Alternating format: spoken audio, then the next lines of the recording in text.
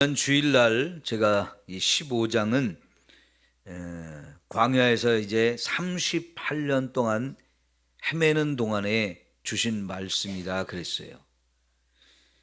14장에서 하나님께서는 가데스 바네아에서 이제 바로 가나안 땅에 들어갈 수 있는 기회를 주셨지만 이스라엘 백성들이 그걸 믿지 못해서 들어가지를 못했죠. 그래서 하나님께서는 이제 바로 그 자리에서 뒤로 돌아해서 다시 광야로 들어가게 하시고, 그래서 그 광야의 기간이 38년이 늘어나서 40년 동안 광야 생활을 하게 된 겁니다. 이건 너무나 참 힘든 삶이 된 거예요. 여러분, 광야에서 산다는 게 결코 쉬운 일은 아닌데요.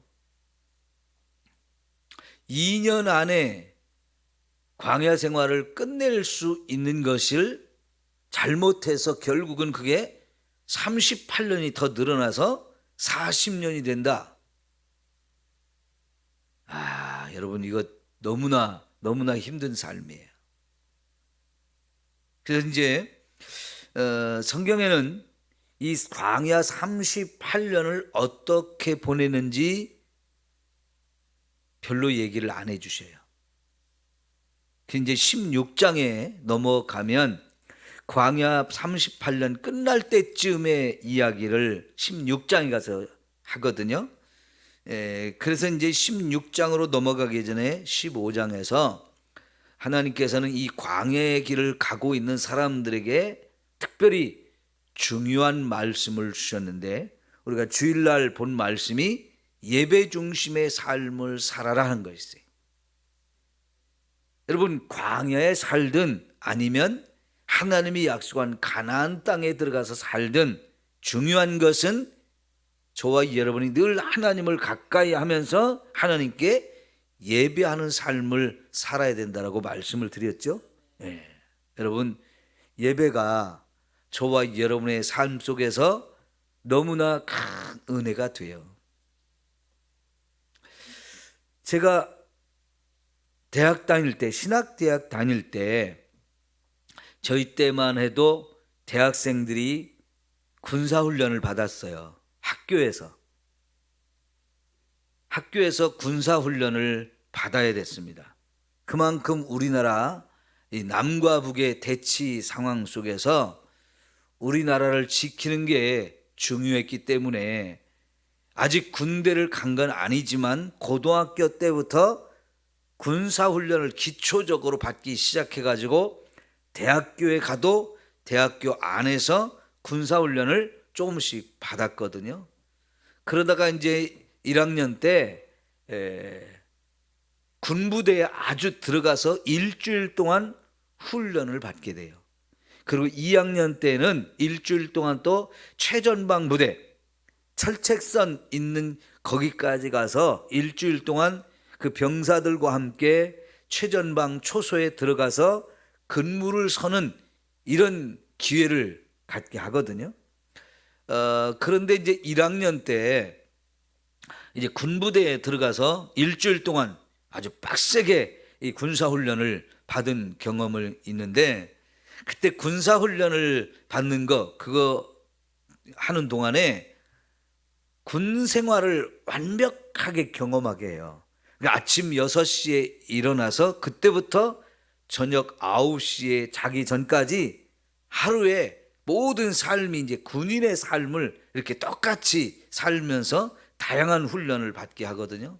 근데 저희가 대학교 이렇게 다닐 때는 아침에 학교에 이제 가게 되잖아요. 그러면은 수업을 9시부터 시작하는데, 그 시작하기 전에 한 10분 내지 15분 이 짧은 시간 동안 경건 예배를 드려요.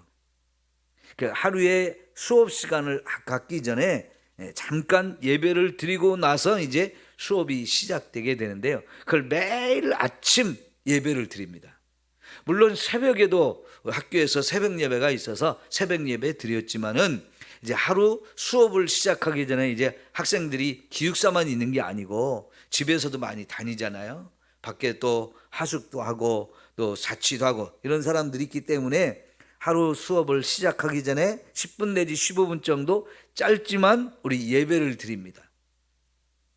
그런데 그게 얼마나 중요한지를 못 느끼다가요, 군부대에 딱 들어가니까 이걸 못하게 하는 거예요. 원래 군인들의 짜여진 그 시간에 맞추어서, 그 일정에 맞춰서 이거를 진행을 하니까요, 우리가 예배를 드릴 시간이 없어요. 사실 하루 종일 고된 훈련을 받고 9시에 자서 6시에 일어난다. 한 9시간 잠을 자는 거거든요. 그래도 그 젊은 시절에는 잠이 많잖아요. 그렇게 될 수밖에 없는 건 그만큼 활동도 많고 젊은 그 힘을 가지고 힘쓰면서 일하는 것들이 많기 때문에 9시간을 자도 잠이 부족하고 피로가 덜 풀리잖아요.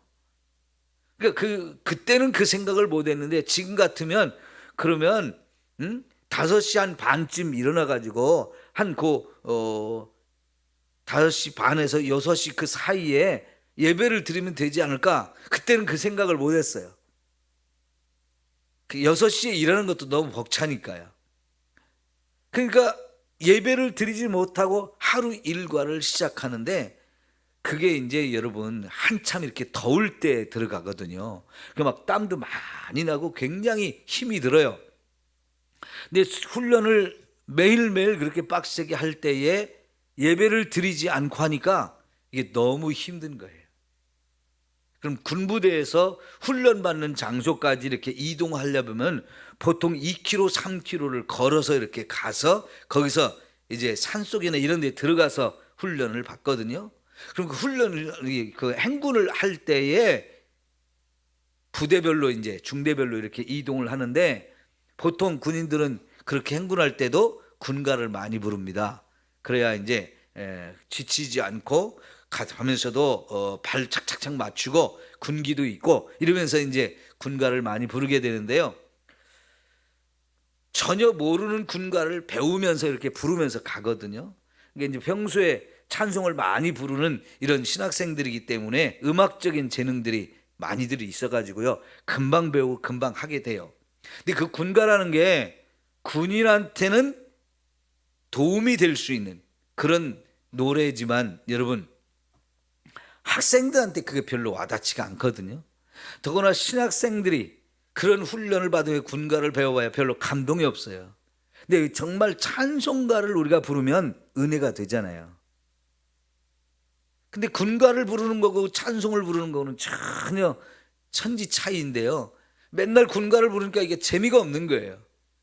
하루하루 피곤한데. 그래서 교관한테 우리 가면서 군가도 좋지만 찬송 좀 하게 해달라고 그랬더니요, 처음에는 허락을 안 해요. 근데 나중에는 저희들의 모습을 보면서 찬송을 허락을 받았거든요. 그런데 여러분, 군가를 부르다가 찬송을 부르니까요, 완전히 다른 거예요. 너무너무 달라요. 군가를 부르면 사실은 군가가 굉장히 4분의 4박자나 4분의 2박자가 많아요. 그러면 굉장히 좀 빠르고 힘찬 그런 노래이기 때문에 착착착착 그 군가에 맞춰서 걸음을 걸으면 사실 힘이 나야 되는데요, 재미없는 우리 쪽에서는 그게 힘이 안 나는데, 찬송을 부르니까 눈빛이 달라지고 몸이 달라지고 걸음걸이가 완전히 달라지는 거예요. 그래서 그 피곤함, 지루함, 이런 딱딱함, 이런 것들이 다 그냥 사라지면서 힘이 나서 그렇게 재미있게 할 수 있다고 하는 것을 우리가 아주 실감을 했어요.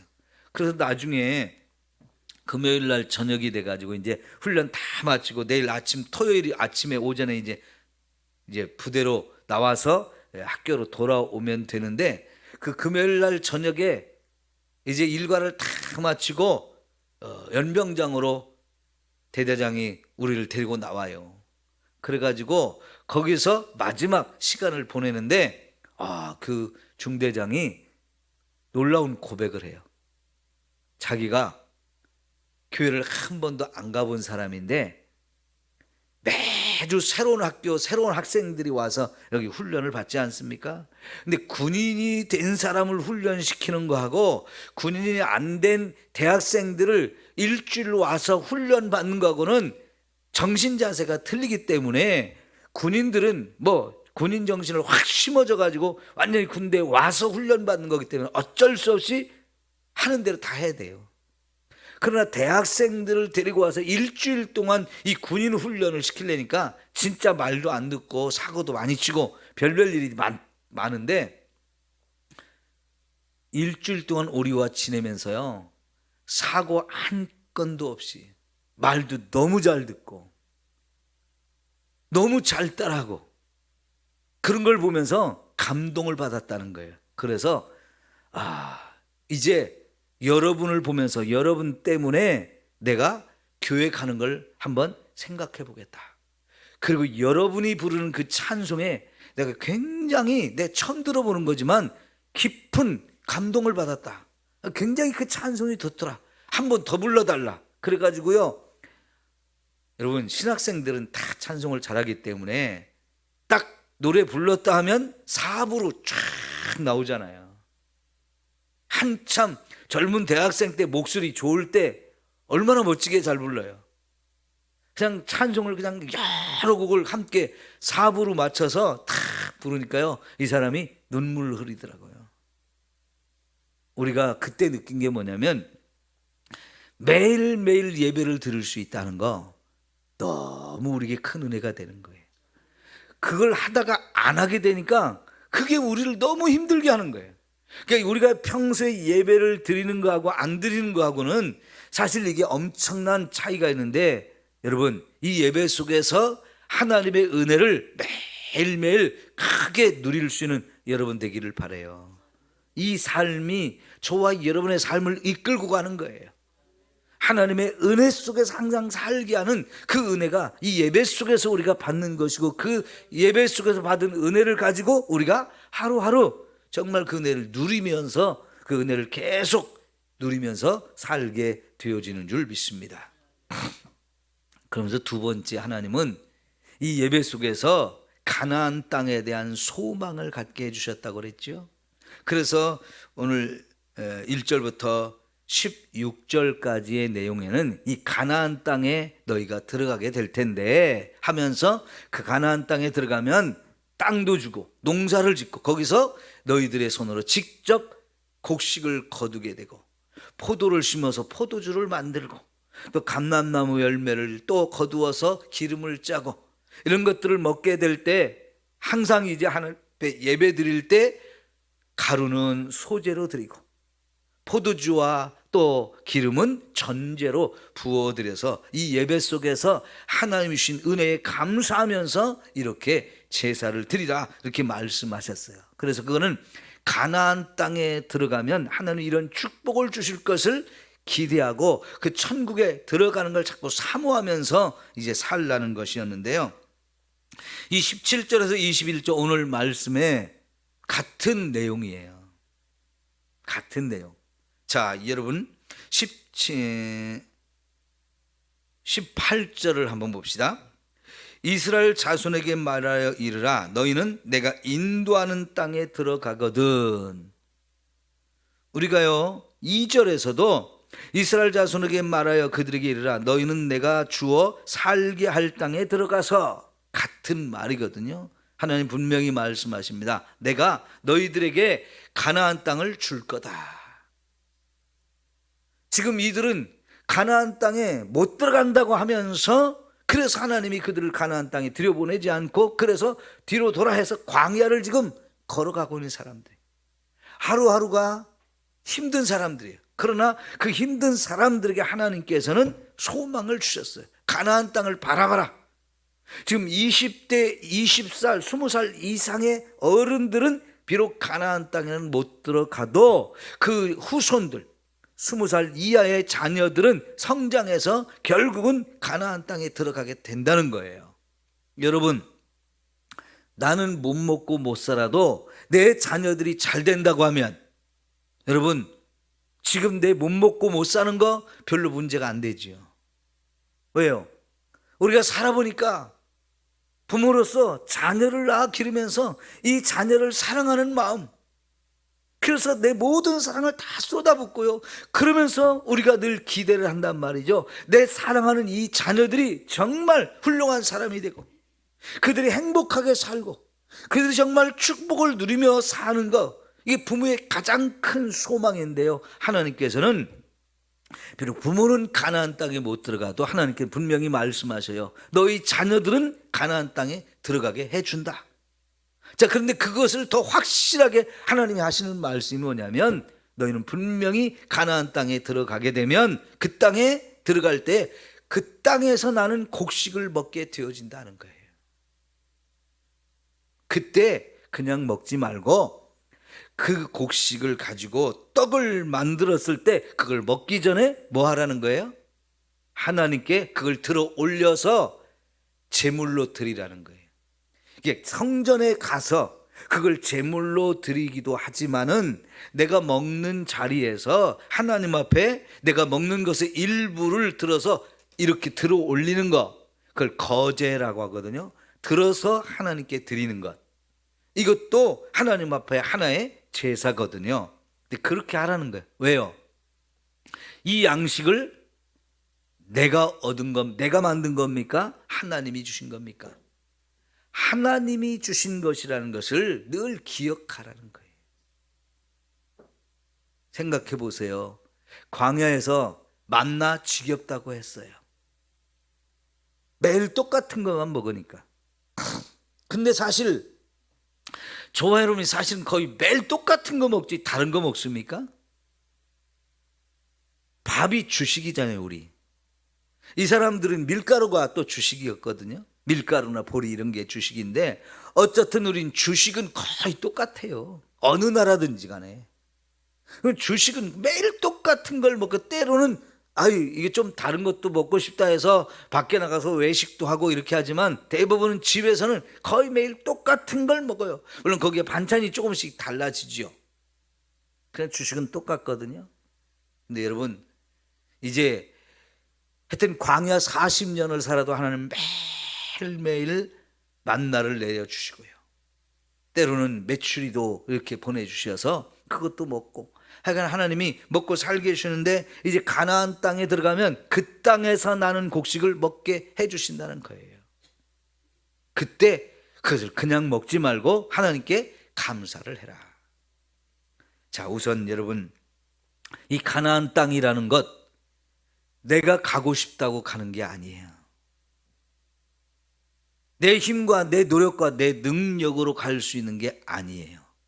분명히 2절에도 내가 주어 살게 할 땅이라고 말씀하셨고, 여기 18절에도 내가 인도하는 땅에 들어가리라 그랬어요.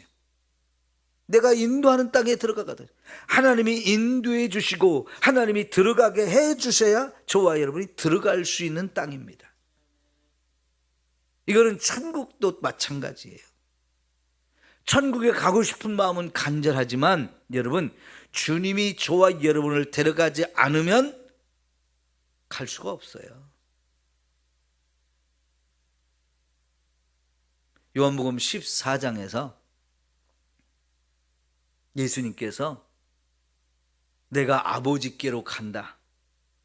그러니까 제자들이 주님이 어디로 가시는지 잘 모르겠는데요, 그랬단 말이죠. 그랬더니 예수님께서 내가 하나님이 계신 그 천국에 가서 우리들이 있을 것을 다 준비한 다음에 다시 와서 우리를 데리고 거기 가서 거기서 아버지와 함께 영원히 살게 해준다고 하시면서 내가 곧 길이다 진리다 생명이다라고 말씀하시고 나서 나로 말미암지 않고는 아버지께로 올 자가 없다.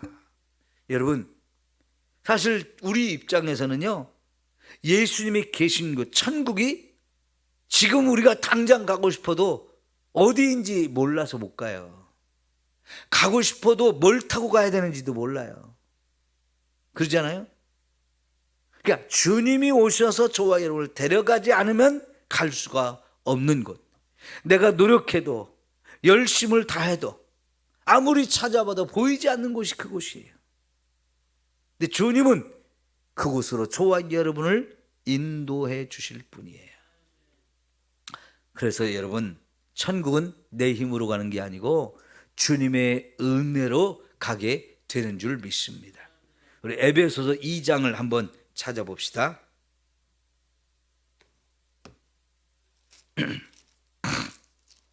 에베소서 2장 8절.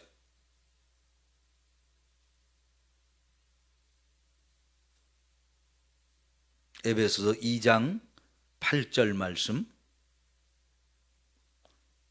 신약성경 310쪽이에요. 자, 2장 8절 시작. 너희는 그 은혜에 의하여 믿음으로 말미암아 구원을 받았으니 이것은 너희에게서 난 것이 아니요 하나님의 선물이라.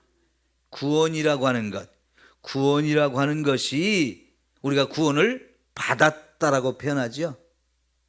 구원을 내가 이루었다라고 말하지 않고 구원을 받았다라고 말씀. 받았다는 얘기는 하나님이 주시기 때문에 받는 거예요. 그런데 그 구원이 내게서 난 것이 아니고 하나님의 선물이라고 말했죠. 내가 이 구원을 완성시킨 게 내가 아니고 하나님이 값없이 선물로 주신 거예요. 내가 돈을 주고 산 것도 아니에요. 그냥 하나님이 돈을 내지도 않았는데 값없이 저와 여러분이 주셨거든요. 그것을 또 설명하는 말이 은혜로 주었다는 거예요. 은혜로. 너희가 그 은혜에 의하여 라는 말이고 또 다른 말로는 믿음으로 라는 말이에요. 그러니까 이 구원이라는 것은 하나님이 은혜로 우리에게 주신 것이고 값없이 선물로 주신 것이고 그것이 결국은 믿음이라고 하는 걸 통해서 믿는 자에게 주신 것이거든요. 그래서 이거는 절대로 내가 만들어낸 것, 내가 이뤄낸 것, 내 능력으로 한 것이 아니고 오직 하나님의 은혜로 되어진 것이거든요. 자, 그래서 그걸 4절, 5절, 6절을 봅시다. 4절. 긍휼이 풍성하신 하나님이 우리를 사랑하신 그 큰 사랑을 인하여. 이 구원이라는 것은요, 절대적으로 하나님의 긍휼, 하나님의 사랑으로 우리에게 주어진 거예요. 하나님 우리를 사랑하기 때문에, 사랑이 풍성한 하나님이 저와 여러분을 사랑하기 때문에 이렇게 우리를 구원해 주신 거거든요. 근데 우리가 구원받기 전에 허물로 죽은 우리였다는 거예요. 죄로 인해서 우리는 죽을 수밖에 없는 인생, 이미 죽어진 인생이었어요. 그런데 그리스도와 함께 그 죽은 우리를 살리셨어요.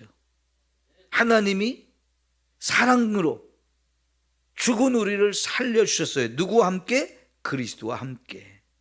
그리고 살린 우리를 은혜로 구원을 받은 것이라 그랬고 또 함께 일으켜 주시고 그리스도 예수와 함께 안에서 함께 하늘에 앉히셨다.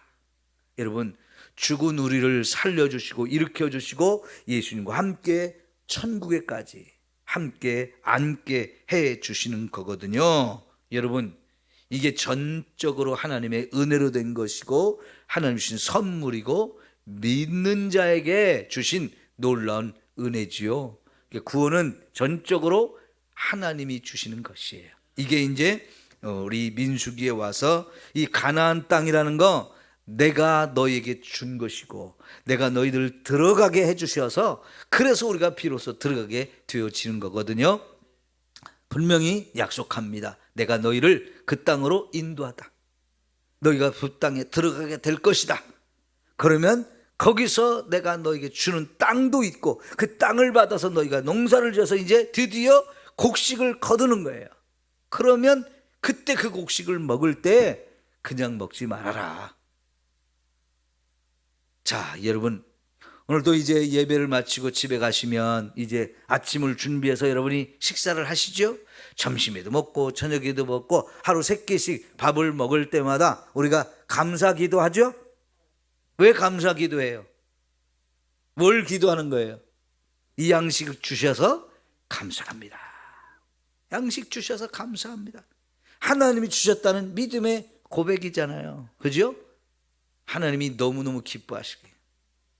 여러분, 마태복음 6장에서 먹을 것과 마실 것과 입을 것 염려하지 말라고 그랬죠. 왜? 그 모든 것이 우리에게 필요한 줄 아시고 우리 아버지 되시는 하나님이 그 모든 걸 우리에게 더해 주신다는 거예요. 그러니까 아이고 야 먹을 양식 없다고, 입을 옷 없다고, 또 살 집 없다고, 그거 걱정하지 말라는 거예요. 예? 왜요? 하나님이 알아서 다 주신다는 거지요. 얼마나 감사한 일이에요. 예? 지금까지 우리가 그 하나님 주신 것 먹고 살아왔고, 주신 옷 입고 살아왔고, 주신 집 가지고 살아왔어요. 그러면 그 감사함 잃어버리지 말고 하나님께 늘 감사하면서 살아야 돼요. 이게 하나님이 주신 거다. 근데 우리는 잘못 생각하기가 쉽거든요. 이게 내가 만든 거예요. 내가 만든 거. 내가 열심히 직장에서 일해가지고 돈 벌어서 먹을 것도 샀고, 내 돈으로 입을 것도 샀고, 내 돈으로 준비해서 어렵지만 모고 모아서 집도 샀다고. 다 내가 한 거라는 생각을 하기가 너무 쉽거든요. 여러분, 아닙니다. 하나님이 주신 것이에요.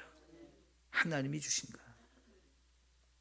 그 감사함 잃어버리지 않아야 되겠어요.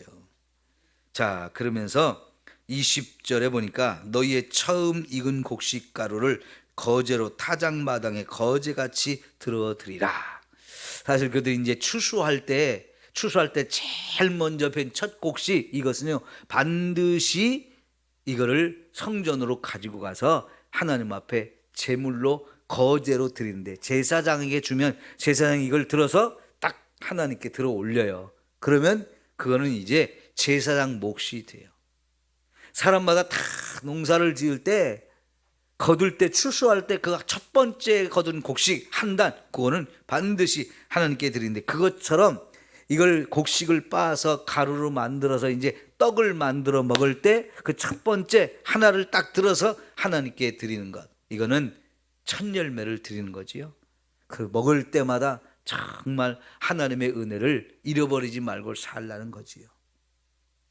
여러분, 이거를 미리 바라보면서 기대하게 하시는 거예요. 아직은 광야에 있어요. 이거는 가나안 땅에 들어가서 할 일이지만 그걸 미리 가르쳐 주시고 준비하게 하시는 거, 바라보게 하시는 거예요. 여러분, 아까 우리가 부른 찬송들, 천국을 늘 사모하면서 살아가십시오. 이 땅에 살아도, 이 땅에서 때로는 힘들고 어려울 때, 그럴 때 더더욱 우리는 천국을 바로, 천국 가면 이까짓 거 다 사라진다. 그럼 영원한 안식이고 영생 복락을 누리는 곳이다. 늘 바라보면서 천국의 소망을 가지고 살아가는 저와 여러분 되어지기를 축원합니다. 기도합시다.